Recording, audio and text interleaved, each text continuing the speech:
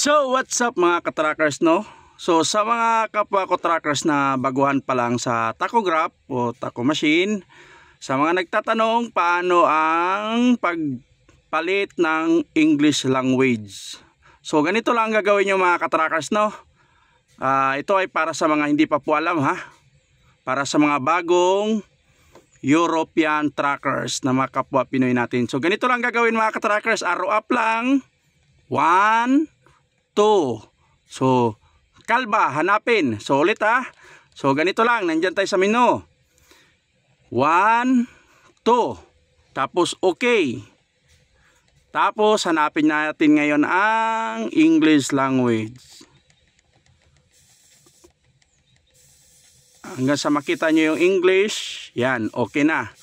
So ayan, entry stored. So naka-English na po yan mga ka-trackers. Ayan, naka-English na po yan. Ayan, naka-English na po yan. Ayan, kung mapapansin nyo, naka-English na po yan. Ayan, print out. Oh. So tayo ay mag-in country. Nandito lang po yung in country, ha. Ito ay para sa mga bagong kapwa trackers natin. So tayo ay mag-week-in, ha. Yan yung driving natin sa loob ng isang linggo, 54. So okay, tayo ay mag-in country. Arrow down. Entry driver 1, okay.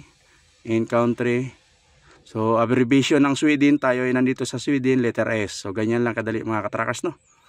So ingat po tayo lagi sa bawat biyahe natin sa mga kapwa ko trackers, and happy weekend.